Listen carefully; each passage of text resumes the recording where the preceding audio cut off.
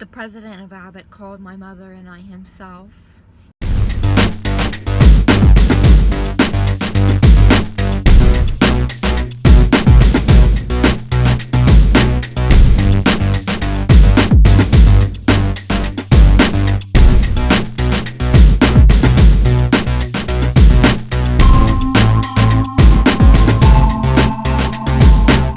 About 2 weeks ago, I started having episodes of really bad chest pain that was different than what I had ever experienced before. So I had an emergency appointment with the cardiologist, and he wanted a repeat echo, and then he did x-rays to see if the problem could potentially be from placement of my Hickman central line. That came back clear, so I'm having the echo done today. It was supposed to be last week. Actually, no, it was supposed to be about a week and a half ago, but I was too reactive from the new labeled cans of Elecare Jr. To give a quick update on that, the president of ABBOTT did call yesterday. Our campaign was successful to an extent, although it is still continuing, but thank you for everyone who supported me in that. ABBOTT is now hearing our concerns. They are not dismissing it or lying about it any longer. Praise God. The president of ABBOTT called my mother and I himself.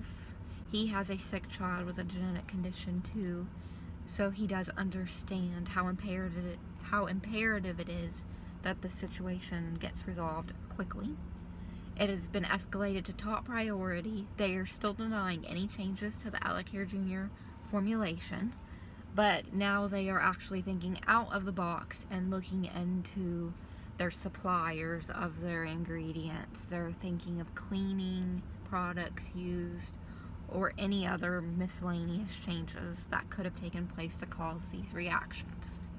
There has since been a couple more people in the hospital due to reactions to these new labeled Elecare cans, so there is clearly some type of problem.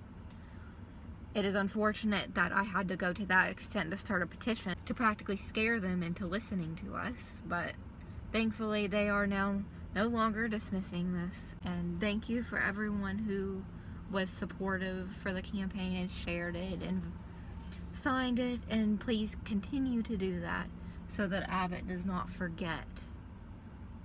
I cannot let this slip their minds. In the meantime, I have went online to purchase as many of the old label cans as I can find, and that'll hopefully hold me over until they get this resolved.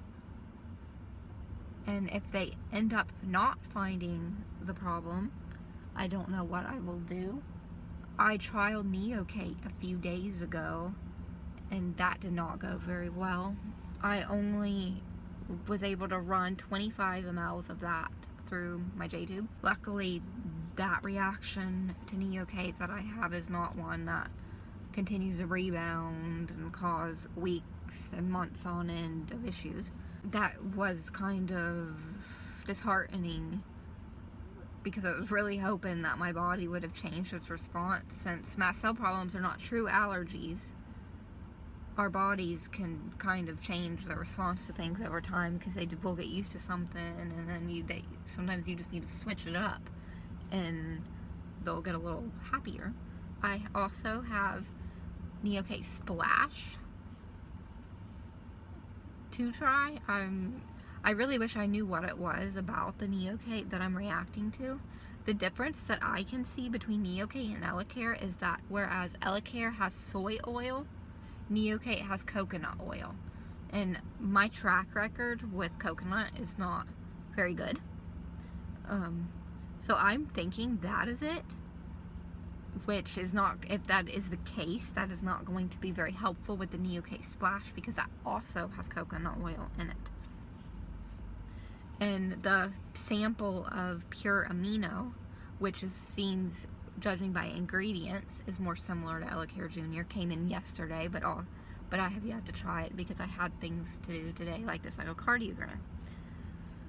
And then there's one more company that reached out to me called Kate Farms. They have a peptide-based formula that has natural ingredients in it. I'm not really sure how I feel about that one because, again, coconut. So, honestly, with mast cell problems, I'm just not really going to know until I try. and try and kind of just little Wheezy's going to the vet. Get your He won't stuff his tail in. Get your tail in there, boy. Get in there. I'm going in his sissy thing. Okay, we're gonna go bye-bye. Tell mommy bye. Bye. My mom just took Weasley to the vet, and I'm left here. She doesn't want to take me because they have air fresheners in the vet, and I can't be exposed to that. I just got home from my echocardiogram. The tech was really nice. He said that it looked almost identical to the echo I had a few months ago, and it was kind of pointless to honestly have it done, but we were just checking things out, and the next step is to get the Holter monitor put on again to see if it still shows the same thing as last time. Last time it caught multiple episodes of ventricular tachycardia caused from my mast cell disease. I believe that is the cause of some of my pain, maybe. But we really don't know. But I will be curious to see if I'm still having as many episodes on a daily basis as I was the last 48-hour Holter. I had to get a dressing change after my echo, and we noticed that I have a sore kind of by my site. If you're squeamish, I'm going to post a picture right now, and I'll tell you when it's over. Okay. The site is very irritated, I think, from the border of my regular Tegaderm. So and every time I keep cleaning it, it keeps irritating it after I put alcohol and betadine on it when I do my dressing changes. So my mom put an IV 3000 over the area. The sore is definitely just from irritation and reacting to the dressing, but it does not make me feel very well that the sore is so close to the entry site. I have a tiny IV 3000, but we're not sure we can get it to hold the stat lock and the bio patch, and I think that at this point doing multiple dressing changes in a row is not going to help the situation. But if it starts looking worse in the next day or two, I'm going to have to try to see if I can leave that area open so it can heal. But right now I have it concealed underneath the dressing, which isn't ideal for healing, as you guys probably know. Yesterday I had a really close friend pass away. A few vlogs ago you probably remember a t-shirt campaign for Taylor. What had happened was that between complications from mast cell disease and its treatment, she ended up with a tumor down the length of her spine, and anyways, after all of these complications, she ended up passing. Yesterday morning I got the news, and I've been upset since then.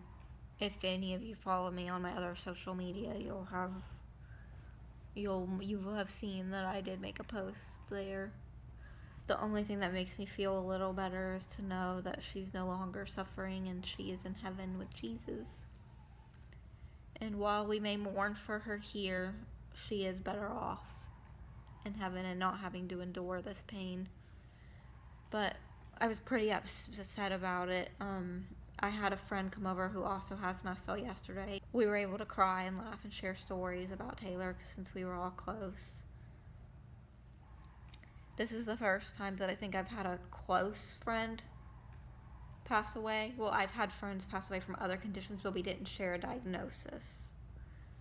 And when you share a diagnosis with someone who passes away on top of already being really close, the experience is different. It makes it that much more real because it could easily be any of us, and you kind of think, like, why not me? Or why not that person who has the same thing? Like, why her? I had quite a few requests elsewhere to relaunch the t-shirt campaign for Taylor.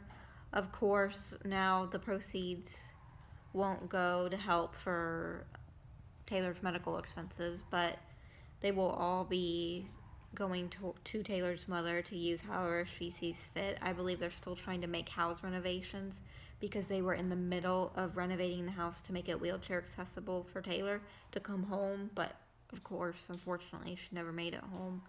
So that's still like in a whole state of upheaval, so they need to get that finished. I'm not sure if they're still making the house completely wheelchair accessible or not, but they just need to get it put back together to begin with, so the house isn't mid-construction.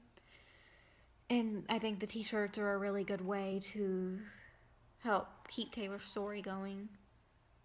And hopefully one day we will be able to find a cure for this disease. This is a hard disease to fight, and Taylor definitely fought. Most would not have fought with the strength and courage and faith that she had during her battle. But anyways, I'll post a link to the campaign again down below.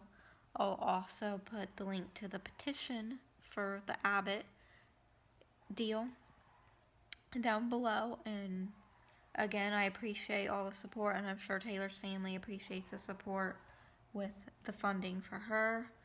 And thank you for watching. Don't forget to like and subscribe, and thank you. I will see you next week.